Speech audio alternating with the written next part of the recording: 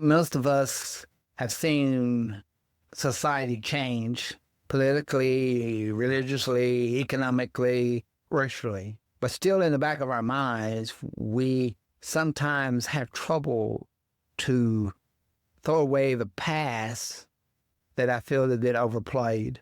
And we had to build a future out of something. It's like birth. We come into this world being fed by somebody else, clothed by somebody else, bathed by somebody else, kissed and hugged and even ignored by somebody else. That's how society is. Someone else built something for us. And it's how we take what they build to make our life better.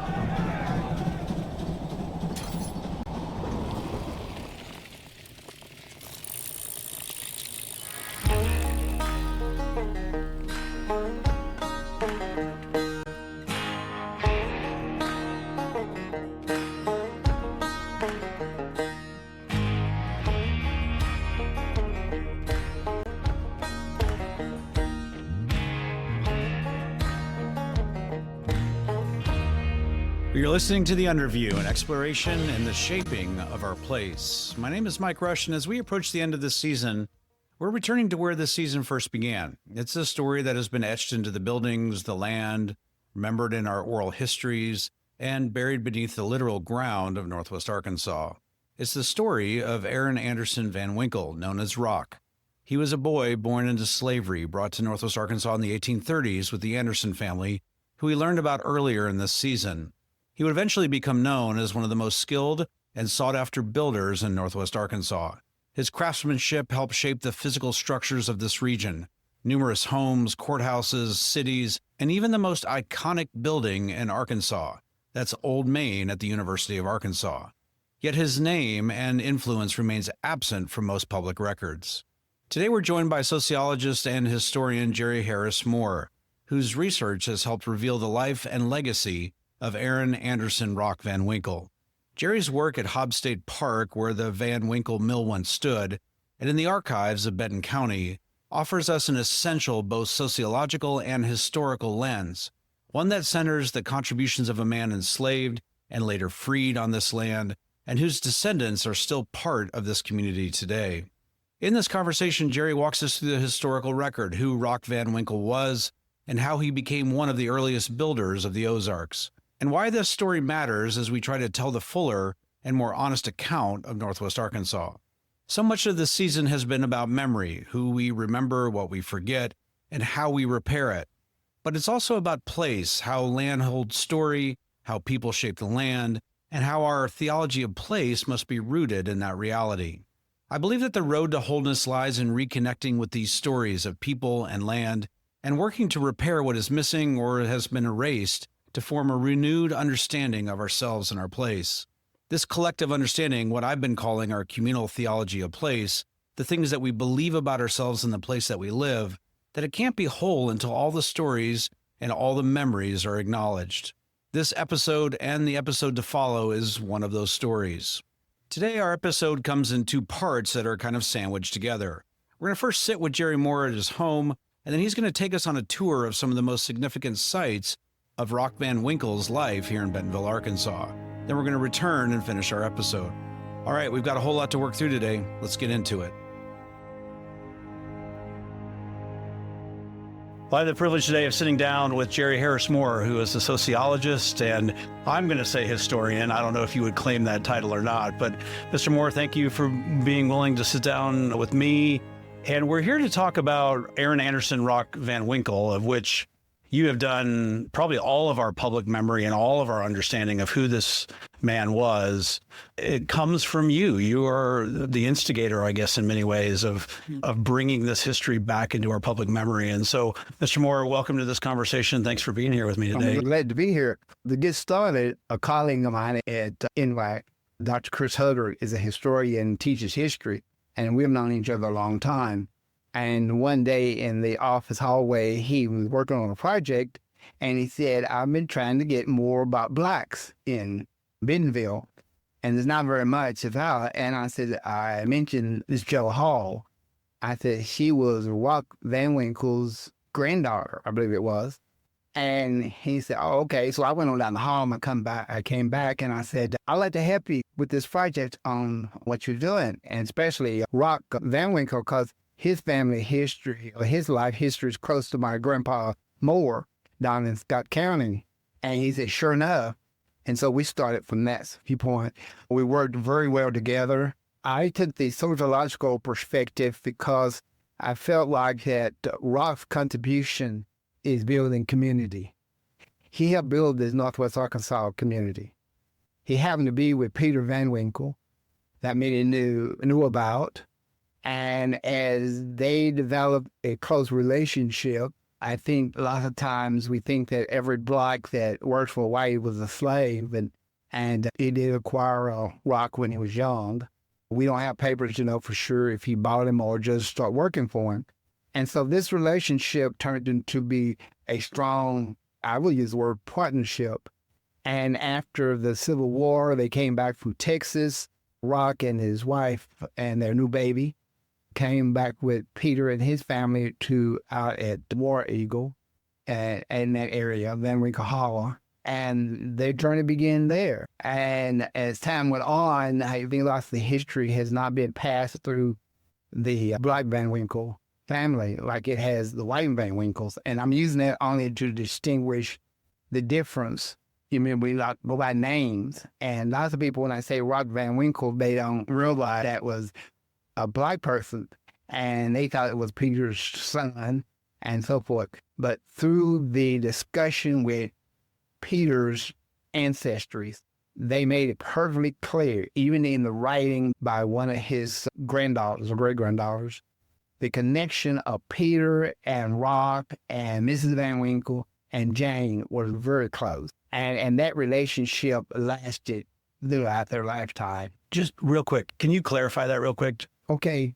What I try to distinguish is that Peter and his wife was white. Rock and his wife Jane was black. So the last name, Van Winkle, which many people know historically, that they took on the slave master's name. In this particular case, Rock was bought here by the Andersons, out by, which is down the airport. And Peter acquired Rock. We don't know how. And so that made that connection important. As you've written a great deal that's been published in Arkansas Historical Quarterly, this goes back to 2021, so Yes. This is not that long ago. And we'll make sure to share this full report with everyone that's listening. But why this person? What was your interest and motivation for trying to do all the work that you did to collect all this information to tell this story? Why is this story important?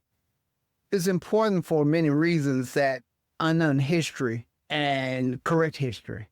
There's a difference. History is sometimes is for the writing and the mystery and the folklore and the movies, and true reality doesn't always come through. And after knowing his granddaughter, Miss Jo Hall, and the conversations I had with her on several occasions in her house and traveling to church meetings or just driving around, I knew of him, what little she knew. Because she was a direct descendant of Rock. And when she did a part of a KUAF story on black communities in Northwest Arkansas, Bentonville, Eureka Springs, and Fayetteville, and Cane Hill, and those areas, she mentioned Rock Van Winkle again.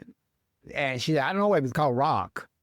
And so by having that, I felt it was important to bring in light his contribution that he made to Northwest Arkansas that many people did not realize that's who it was. Why has this not been a part of our public memory, or more of a part of our public memory? Since I didn't grow up in this part of Arkansas, I can't answer that. You can go by on what history has said or how history has deleted or movicized the black and white relationship, the prejudice and so forth. I couldn't say why it had not been here, because as I did my research, the black community known as the clique was very important in building the economics and working within the areas of sawmill and grist mills and timbering. That was not usual job that they held, like in eastern Arkansas, the cotton. And then down in later on in the 1800s, coal mining in South Sebastian County, south of Fort Smith. But Rock's history paralleled my grandfather, Calvin Moore, in Scott County.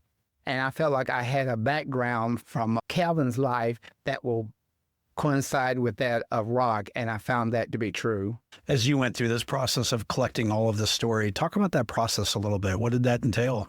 Research. Be sure that I documented everything. Be sure I was getting the right material. I went to the archives of the county, very helpful. The Benton County Historical Society, very helpful. Different ones that worked within the community and worked with the Historical Society. I was able enough to look at real documents, even looking at Rock's signature and his tax books, his voting records. He became real. And I felt that was very important. So it was a year or two research to be sure. One thing I learned working with Dr. Hutter, documentation and references. Where do you get your references? Sociologists use data and statistics, and historians use historical records to prove their point. And so I had combined that. So this article is sociologically as well as historical. And what does that element bring to it? When you talk about the sociological aspect of it? Sociological brings to writings the economics, the religion, education, family, other services within the community, and how people interact with each other. Interaction. Historically, blacks and whites only interacted for service, and which a sociologist says that any action we do with anyone is sociologically is how we respond to people.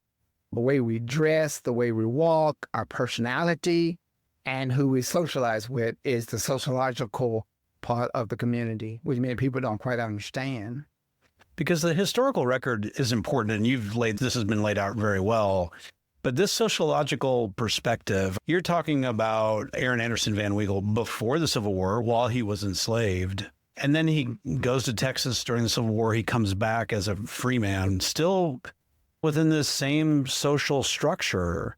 And yet his story stood out very differently than probably most people of that time. Rock, like many that we don't know about, after they come back from the war, they have a whole new perspective. And the society put them in the mode that community wanted to be in.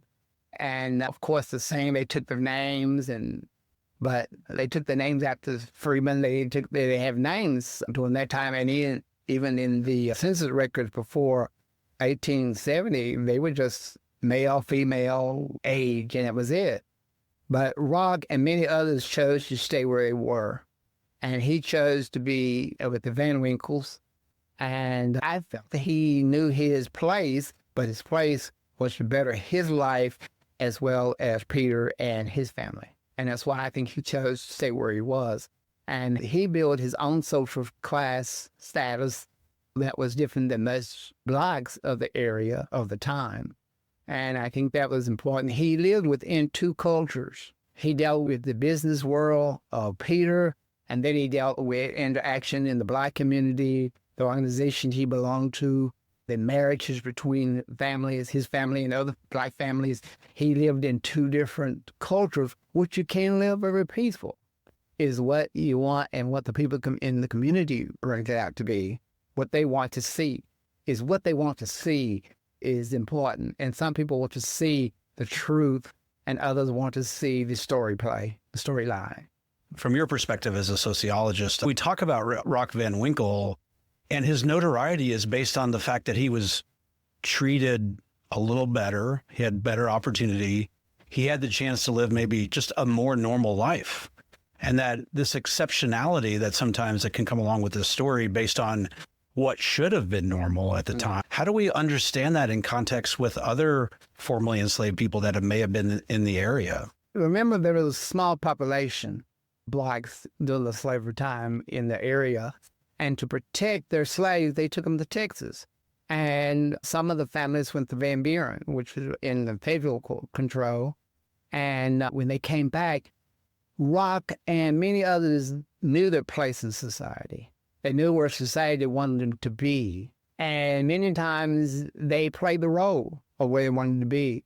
But down deep, you can't often say, you don't know the feelings that Rock and Peter had.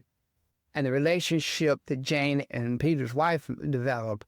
We were told by family members they ate at the same table. That was not in the norms of society at that time. And we want to think about that. We didn't live it. We only have a history book. And then those of us that had relatives that were different from what society is one why you were so different. And that's something that we received. I think what happened here is that Peter's family kept their history going, where Rock family did not, for whatever reason it would be. And many Black families did that. They didn't want to know that your family was too close to the white that owned you, or even you can be defined and you can't have emotions. And sociologically, they had emotions, they had feelings for each other. And Rock's feelings for Peter helped him out. Maybe give us a snapshot, if you can. This may be an impossible question, but what is Rock Van Winkle's contribution to what Northwest Arkansas has become? In doing the research, we found that Rock was more than a timberman, working in the sawmill day after day. Rock, after they returned to Northwest Arkansas, the area had to be rebuilt. And Peter had the timber, and Peter had Rock. And they together helped build the institutions that we now walk with on the shadows. And one of the major contributions and landmark that I think Rock Van Winkle developed that we see every day is the University of Arkansas Old Main. We have a picture of the timber rails of bringing the timber in to build Old Main that Rock delivered in the 1870s when the building was being built. And being on that campus, I did not know that. And after I found out that he did that, I knew why I felt the way I did in Old Main. There's always been a connection. And one of the sweetest part of the university happens every day that people don't realize is the playing of the alma mater at Old Main. I listened to that during my happy days at the university, and I listened to my sad days, the days I had to make decisions. But I did not realize that a Black man helped build that monument, that building, which had a whole different viewpoint from the pond. Obviously, the University of Arkansas is a land-grant institution, which was segregated at the time that Rock was part of building that facility. It wasn't desegregated until, I believe, 1948. Yeah. Old Main, I would argue, is the most iconic building, not only in Northwest Arkansas, probably the state. And our association with that building it tells you something, right? Like, yes. But to create the Sentinel building that represents who we are as a region and as a state, his story has not really been a part of that. No. It's not told anywhere that I'm aware of. No, it has not been. Why? No one passed it on. You're sitting here in my office, and behind you is the picture of Silas Hunt, the one that integrated the school in 1948. I worked in that building 19 years. That Silas Hunt was a law student, and he died 3 days before I was born. And I wound up in that building for 19 years. And so I've been under the spirits and feelings of two great men at the campus. The one that built Old Main and the one that built a new community for us to finally become part of, Silas Hunt as well. So those two men has lots in common to my life. And so that I had that to fall back on, too. What is Northwest Arkansas missing by this part of the story not being included? I think Northwest Arkansas is missing lots of its history. Not only Rock's history, but other people's history. We centered around modern-day organizations, Cooperative America, and didn't realize if it wasn't for Rock, Cooperative America would be here today. And it's ironic that he faces Walmart's headquarters every day as the sun rises and sunset over that empire. Rock is looking. He didn't realize that. And Rock's place in the cemetery is an old story, Black cemetery or white cemetery, Black sections. You stop and think. Power is in that place. Rock's power is just as strong as you look across to Peel and look over to Jamesbury, and then look over to San Walton, all frontier. And Rock looked towards the west, at the westward expansion that he and Peter built.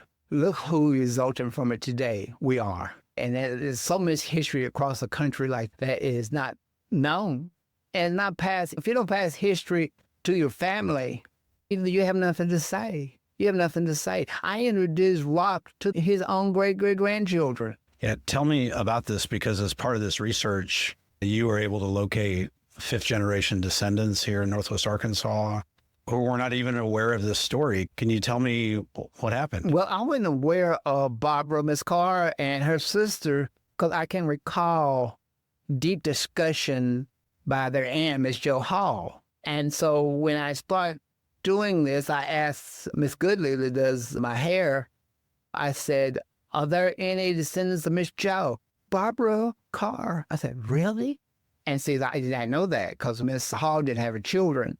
And so I called and she said, yeah. And so how I got connected. Tell me the story of how did that go when you told her of this connection? Was she aware of it? She had heard bits and pieces of it.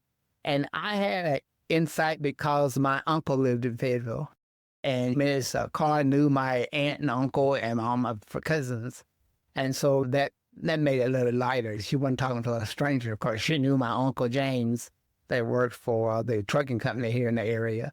And so that connected, and she had heard of me but had not met me. And so I was able enough to talk to her and included her in things that I felt was very important and didn't leave her out. I didn't leave them out at all. What's that like to sit with a descendant of Rock Van Winkle? I feel good about it, and I was glad that I was able enough to share their history they didn't know. But when I found the record of where he lived through the research and the books in the office, I realized that we were sitting across the street from Rock's land, 20 acres of pecan trees and other growth that he actually built in the house he built.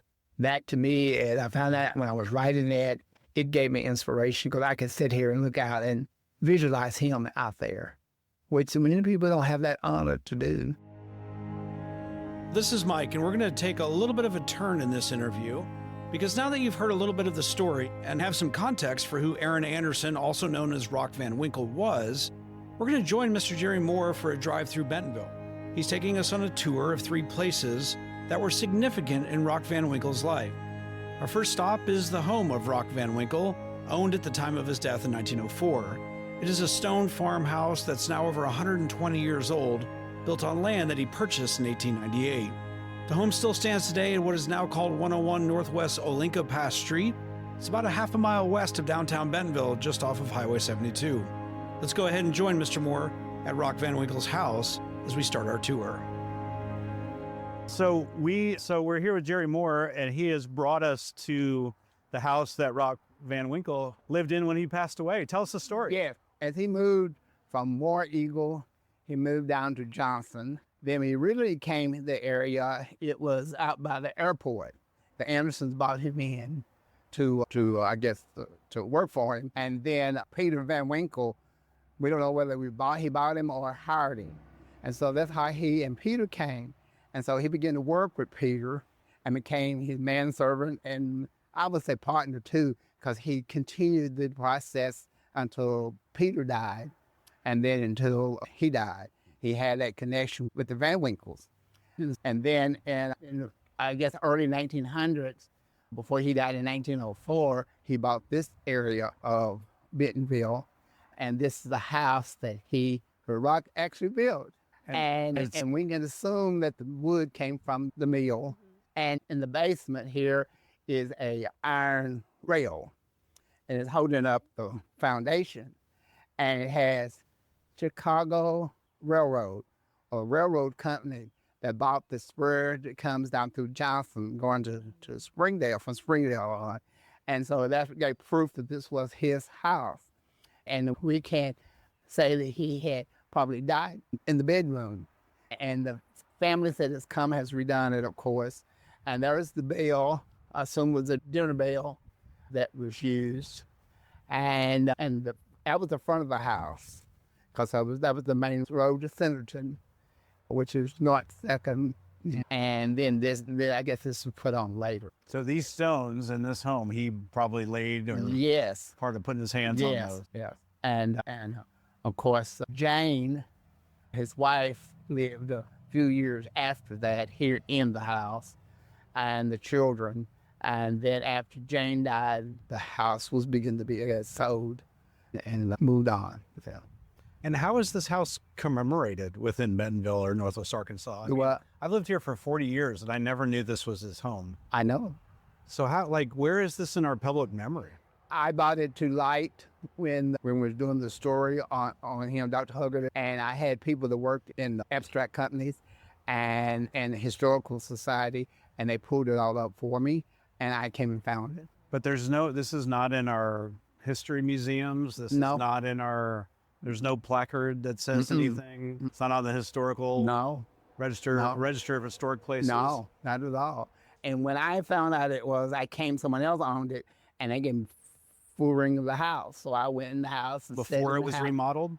No, it had been remodeled, and then they have remodeled it a little bit after that. But generally the way it was about 3 or 4 years ago when this couple moved in.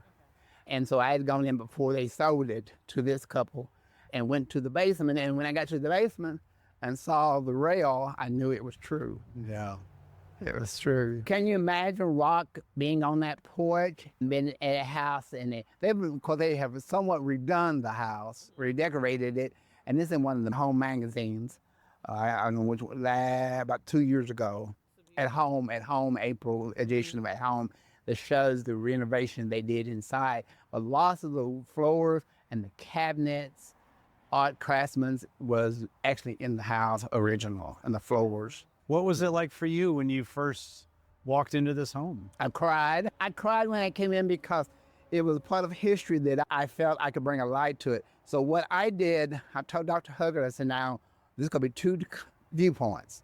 You're going to have a historical viewpoint, and I'm going to have a sociological viewpoint, which is Rock's communication in the area. His interaction was most unusual for 2 races of that particular time. But he had to deal with 2 worlds. He had to deal with the clique, the black group, and the white business group that he became very popular in. He went with Rock to restaurants the blacks couldn't be. And he was in Rogers after dark. And he would go into restaurants and listen to Rock do the deals. And they said, well, he can't come here. He came in, he said, well, he's with me. And then he had a rebuttal to everything that was said. And then they said, I made a point in some of the articles in the obituary that he was a Democrat. They said, why would he be a Democrat? Southern Democrat. Southern Democrat. The son-in-law to Peter Van Winkle was the state senator and worked for him. And Rock taught the senator how to do business. So when he gained the sawmill from the Marin Peter's daughter, Rock was already there telling him how to do it. And the great-granddaughter, Miss Carr, has never been here. So the house that we're standing at is really between Southwest 2nd and Northwest 3rd. Yes, and which he owned. And he owned all that property? 20 acres between L Street to, I think, the 1st Street back here, or 2nd Street back. All this was his. All of this was his. And doing an agricultural census of what they had, he had 2 buggies, 2 carriages, not one. He had 2, which is like having a 2 Cadillacs. Yeah. And then imagine he probably planted these trees. Yeah, these are old sycamore trees. Huh? Is that pecan tree? Pecan. Yeah. It was pecan. Yeah. How do you feel standing here today? Like I always do. I come back all the time. No one will be able to see your face, but you're smiling from ear to ear. Oh, yes, too. That's true. I feel very at peace. And the first time I came here, I can walk into a place and I can feel the spirit. I can feel the presence of the person, and very welcoming. And so when I come here, I come by all the time because I come through here going to the store. So I come by here at least once or twice a week. And I always remember this. I feel like I could just stand here and get a chair and we could have a conversation here forever. Can you imagine what this looked like 100 years ago? This is probably one of the first or 2 places outside the city, because this was not in the city. You mentioned this a little bit, but like, how many people come ask you about this story? You're the first ones that actually has come past the article to it more in depth about it. And you are the first ones I've shown the house to. I'm honored that you would do that. Have you tried with our historians, our city, to get this into our public memory? They have. I don't know what the project is. But Leah works at the county, at the Historical Society. I think she had tried to do it before. But one thing, the next place we're going to is the tablet that is at the memorial, or whatever they call that park. And we'll tell you more about that. Okay, let's go. Okay, we've now arrived at the second site that Jerry Moore wanted to show us. This is the grave of Aaron Anderson Rock Van Winkle that's located in the Bentonville Cemetery. His headstone sits in the southwest section of the cemetery, right alongside one of the narrow, winding roads that cut through the grounds. As soon as we stepped out of the car, the headstone was clearly visible, and the first thing that Jerry pointed out was the size and shape and dimension of the headstone. We'll include the exact location of the grave in the episode webpage if you'd like to go and visit. But now let's rejoin the conversation with Jerry at the cemetery. Oh, okay. Now this is his. And the rumor was that the Andersons paid for this. Oh, really? And couldn't find out they did not. Okay. But Rock had paid for it because there are 4 spots. There's 4 empty spots that are still owned by the Winkles that Ellis has bought when he bought for his dad. Yes, when he came, he was Aaron Anderson, and his father was Vincent. Okay. And when he transferred to Van Winkle, his father became Van Winkle as well, Vincent Van Winkle. Okay. And so he kept the Anderson name because they were the one that brought him to this area, which happened to be the airport. And then as the time went on, he bought the land on Johnson, down the Johnson Mill, his childhood friend, Anderson. And so they kept in contact. And he was brought here, I believe, in the early 1830s. Yeah, he was young. How old was he when he first came here? Do you know? I don't quite know. He wasn't maybe a teenager, maybe. I have to find out for sure, but I don't know exactly how it was when he came here. But he came with the Andersons from Alabama. But by the time he was in slavery, he was a kid. And then when he came here, I guess in 1830s, or before statehood maybe. But what bothers me, I don't know where Jane is. I don't know if Jane was actually Ellis the son, but I know where Jane's buried. I don't know where she was living here there was a Lambert family connected to that over in the Jefferson Cemetery. So she could have been over we haven't found it. Yeah. And found it. Jane's family was owned by the rich out in Pea Ridge. And then during the Civil War, Peter took Jane and Rock to Texas. And after the Civil War, they came back and had to rebuild over what the North had burned. And then they started having their children. And then Vincent, the son, wound up working for the railroad in Van Buren. Yeah. And these are family members within those that married into the Van Winkles. Really? And yeah. Miss Joe Hall, Barbara's grandfather, was Rock's grandson. Yeah. Virgil's father married Rock's daughter, Sophie. And that's where Miss Joe's name, Sophie Hall. And she came out all the time and didn't realize that's where he was buried. We'll walk down this way. All cemeteries were segregated, but Rock was buried with Mason honors.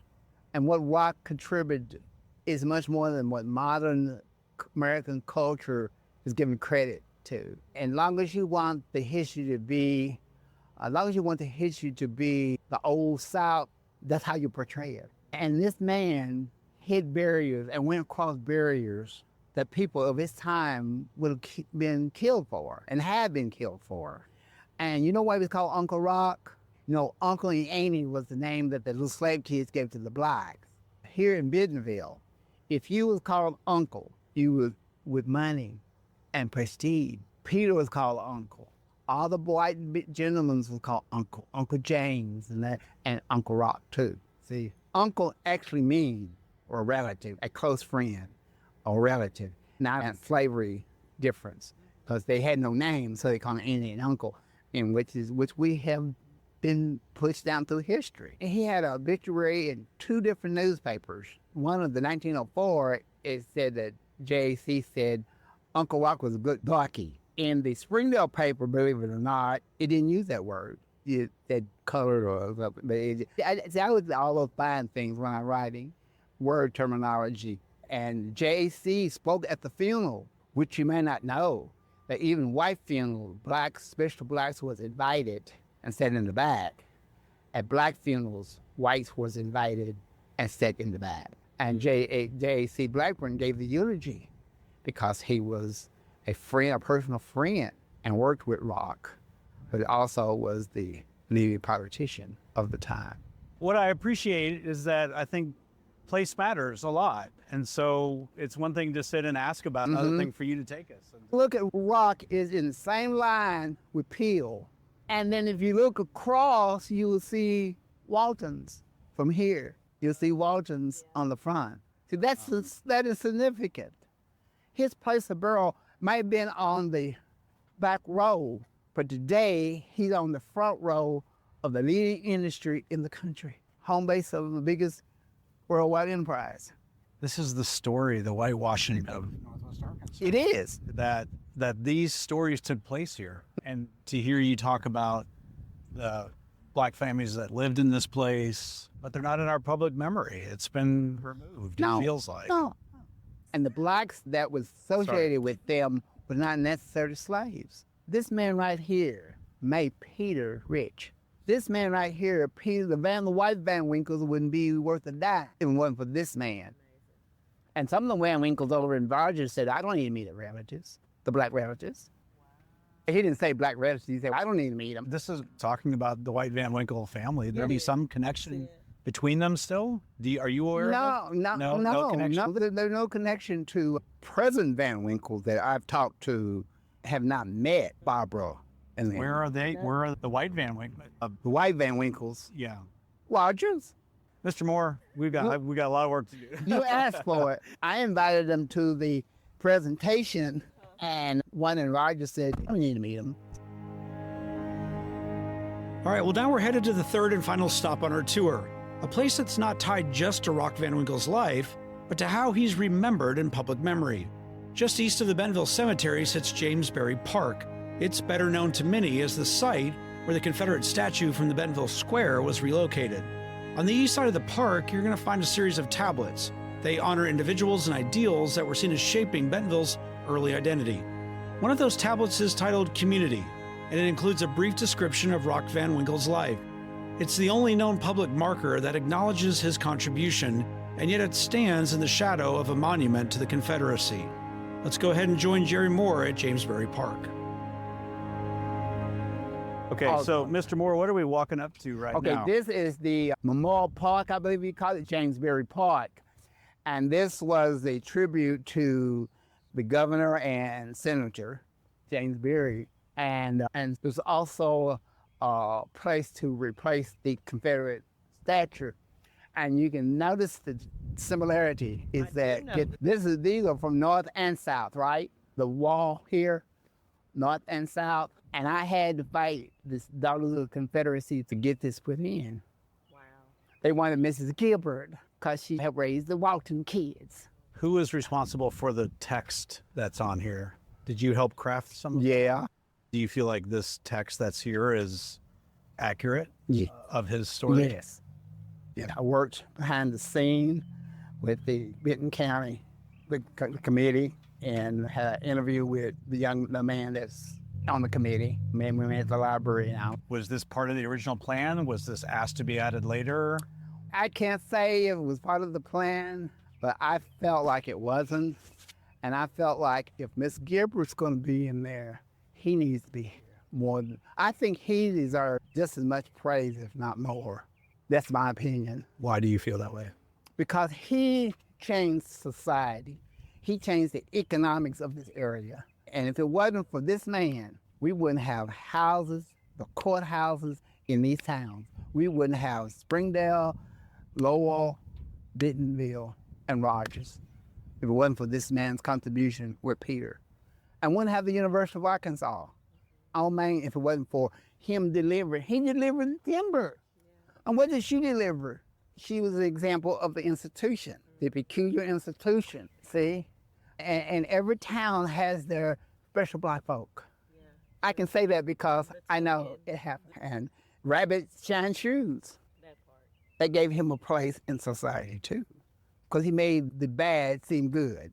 See, lots of times we want the bad look good and the good look bad, is how we interpret it. I'm just as proud of this and that and lots of things, because this man here, that man, I don't think that person would have been here without the achievement that this man made. And you're pointing to James Berry. James Berry. Do you feel like moving the statue from downtown to this place was the right thing to do? The statue to me symbolized a period of history. It's not the statue that bothers you, it's the people that walks in front of it and behind it and around it. That's what bothers me. People can come here and walk around that, but how do they feel as they walk around? I don't feel any remorse. I don't feel any racism or prejudice. I just see a statue. It's the people that walks around that makes it what it wants it to be. Do you feel like the statue should be standing there today? It's not for me to say, because that's never been part of my history. My history hasn't been statues. It's been individual people and their heart and their soul and what they believe in and their mind. Statue is just a symbol. Like a concrete has no physical, they have no body, no mind, no way of thinking. It just stands in all weather. Do you feel like Rock Van Winkle deserves a larger presence in this place? No, I think this right here is enough. He has his place. Because many years, some people today think he shouldn't be here, but he's here. He's next to James Berry. He's not way over yonder by himself at the last marker. The part where he's standing tells more about who he is than anything in this place. When I came, I looked over there because I thought he'd be over in the corner.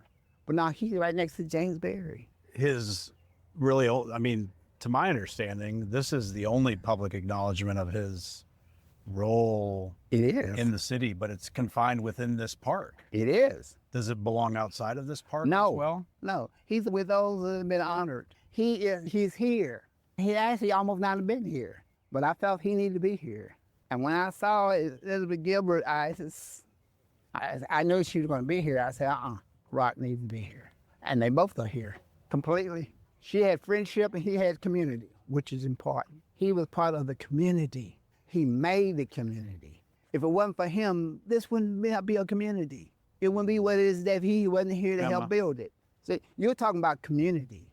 That's what your whole goal is. Yes, sir. Talk about community.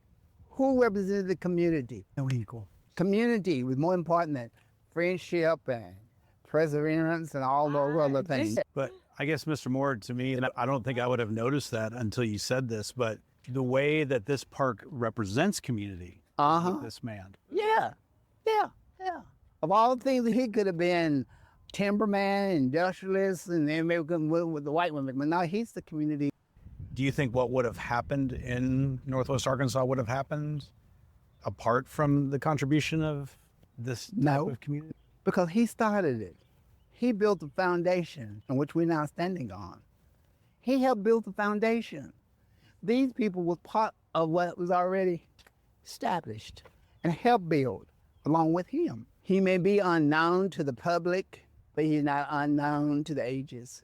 And lots of people, have said, well, why didn't the Black Van Winkles have this status? They stopped it. Yeah. They stopped it because what went on in Rock's family and all the other families was hush-hush. They didn't want no one to know. Thousands of people have never been here, have never been in that park. And get this, I know two of the distant cousins of James Berry. As you meet with some of these relatives and descendants, what do they say about this? Are they curious? Do they stay away from it? No. One of the distant cousins was the state policeman in my hometown and very dear friends of mine. And I saw him last week. And then the other cousin worked with me at NWAC. And that's how I found out that James Berry was a relative, because I mentioned it. Now, have you run into people that don't want you to tell these stories? No, because I don't tell very many people the story. Why is that? They never asked. And I never been, and then when I'm in the city, cares less. That's how I feel. You've held like forums. I've had 35 and 40 people, not anyone from the city there. That's in the lots to me. Are those predominantly white community members that want to learn? Yes. What do you think draws them to learn this history? They're interested in knowing their true selves and knowing what the community was and what has come to be. People drive by this house every day and don't realize the importance of that house. It's just a house. And black people work for Walmart and work for the vendors, pass that house and do not know if it wasn't for that man, they wouldn't be living here. I grew up in a coal mining town, center of the Arkansas Socialist Party. So, my philosophy is a little bit different. And I had to deal with blacks at the university because I saw things differently. Not that I was better, no. Not saying I didn't grow up with prejudices and discrimination, I did, but not to a point, because my grandfather Scott Irish. And then my other great-grandpa lived in Waldron. You know what Waldron is? Sure. Okay. My great-great-grandfather Moore came to Waldron in 1870. He acquired homestead land. Before he died at 106, he had over 600 acres of timber, the second leading timber person in the county. And he had the same status that Rock had in Scott County. Yeah. I can go and sit and eat in a restaurant in Mansfield on the land of one of my great-great-grandfathers. I could look out of the integrated high school every day and see the land of my great-great-grandfather and great-grandfather, the land of my grandmother that I was raised with and saw every day where her father was born. So I had to hold my head down because my family had clout, but it wasn't based on money. My grandfather was well-known and well-liked. Well, that concludes our tour of the 3 sites that were tied to the life and legacy of Rock Van Winkle. With each stop, from his historic stone farmhouse to his resting place at the Bentonville Cemetery to the solitary public marker at Jamesbury Park, we were reminded that place matters. These locations just don't tell us where someone lived or died. They reveal how memory is preserved, how stories are told, and how some are remembered while others are nearly forgotten. We're going to now return to our conversation with Mr. Moore at his home in Bentonville to finish out the episode. Yeah, we just went on a tour. You took us around Bentonville to these significant sites where he lived and he died. Mm-hmm. In the Bentonville Cemetery, where he's buried today. Mm-hmm. Even to Jamesbury, where the Civil War statue is today, where Aaron is remembered as a part of that. And I thought behind the scene to be sure that he would be included. Of all the people that I've done research on, not taking back the history, I knew Miss Gilbert's granddaughter as well. We had lots of dinners at Mr. Hall's after they came back before she died. But I never knew that history neither. I didn't grow up there, so I was being important about it. But to me, it's been something that has become part of me. And I felt that today would be a little bit different. I felt like that you need to see what we were going to talk about, not just hear it, but actually walk where Rock has walked. And you walked up the stairs to the house. And not many people can say they walked where Rock has walked. And I wanted you to see the significance of where he's buried at the cemetery, and that his table that is in the Jamesbury Park is not in the back. It's not on a wall by itself in the corner. It's right next to Jamesbury. And on it brings all this together. Rock was a community builder, and that's what he is known in that community. And if it wasn't for Rock, we wouldn't have the community we have today. Explain that. What do you mean by that? What I mean today, we most of us have seen society change politically, religiously, economically, racially. But still in the back of our minds, we sometimes have trouble to throw away the past that I feel that been overplayed. And we had to build a future out of something. It's like birth. We come into this world being fed by somebody else, clothed by somebody else, bathed by somebody else, kissed and hugged and even ignored by somebody else. That's how society is. Someone else built something for us. And it's how we take what they build to make our life better. And I can go on and feel like people have been bad to me and so forth. I have relatives that have treated me much worse than any rank stranger. And sometimes we have to get beyond skin color that our society has branded in our society as sexism and realize that we're all individuals and we all are not perfect. Not all of us can say every day that they are saved because of the arm of Jesus. Some people are comfortable because they are in the state of ignorance, don't want to know, don't want to learn, and think that their background and what their parents taught them was the best way. Some of it was and some of it wasn't. Yeah, I need to sit with that for a moment. What was Mrs. Carr's reaction when you had a conversation with her? She cried. It was just opening the door of a Pandora box for her, I could see. And I was just open with her. I was frank with her. I first met her for the interview, her and her sister in the library, federal library. And we interviewed her, Dr. Hubbard and I, and we went from there. And then I kept her posted on everything and made sure that she got a copy of the book. And while we finished the book, as we were writing it, it dawned on me. She had never been to Van Winkle Horror. She had never been where Rock and Jane started until this book was written in 2001, but it was. That's the first time she didn't know how to get out there. I had to tell her how to get out there and walked with her and her sister. And it was just something they had never heard. To look down and see the foundation where they lived and where their kids was born. And then up the lane was the white Van Winkles, real close, and played together. And it was overwhelming for her. It was something that brought lots of things. I think it may connected her sisters and other relatives, but maybe it opened up a secret that they still don't know what it was. And I wasn't trying to find out a secret. I was trying to find out where they came from. What does Northwest Arkansas owe to Rock Van Winkle? What they owe to Rock and what they have given Rock is two different things. They haven't given him a right place in society that I feel like he deserved, but I did.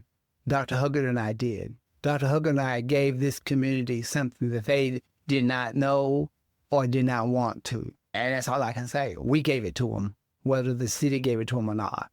We gave it to them. What, as you've shared this research and these findings in the story of Rock Van Winkle, what has been the reaction by the community? We've had three big meetings. The first, we introduced the book at the college, and it had a big crowd, lots of people from our church, and it was a big crowd, and that's why I introduced Barbara, Miss Carr, and her sister to the public with that connection. And then we started having a gathering at Hobbs, which is where it's located, area. And the first year we had a standing room only, had a big crowd. The year before last, I got there, we had 4 people. And the reason why, the new law passed by the governor and the legislature that we was enticing and spreading Black history or whatever history they want us to do and not do. And so last year we chose not to do it at all. Because if the government, the state of Arkansas, don't want to contribute with their family, I don't have that time for those folks. If the city don't want to talk about it, that's their fault. It's not mine. And I don't owe them anything. And then we had a opening. I wrote a screenplay, and I have 4 or 5 different guys that did the script reading. Rock, Peter, J.C. Blackburn, in the discussion, and we had it as part of the 150th anniversary for Bentonville at the library. No one from the government showed up, no one from the county showed up, and no one from the committee showed up, and that in itself told me, I've given them, Dr. Hubbard and I have given them the story of Rock. If they want it, it's there. If it's not, it's fine with me. I've done what I need to do. Rock had more power than politicians of today. And I'm that frank about it. They don't owe anything to Rock. Rock gave them a better life than it probably would have had. And we get wrapped up in the mayors and the city directors. That's politics. of the sociologically thinking, there's two human institutions that people do not have to participate in: religion and politics. But people think that religion and politics runs the society. What runs the society? The families that make the people and the economy that feed or starve you. And to me, the elected officials come and go. Only thing that changes is the name. The power structure is the same. And talking about Rock Van Winkle, don't put food on your table. It don't get bills passed in your council meetings. And it doesn't give you the economic basis that you want to kick around and select who you want in it or not. This history is right here in our doorstep. I've passed Rock Van Winkle's house for 40 years, and I never knew this man or this man's story. We're so close to it, yet from a community public memory, we just can't seem to get there. What is happening? The society in which we live and the culture in which we came up, many of the people that needs to listen to this was born at a different time period. Some was born when our society was racially divided, economically divided, not knowing that. And now we live in a new generation in which we have computers, AI, and somebody thinking for you, someone adding money for you.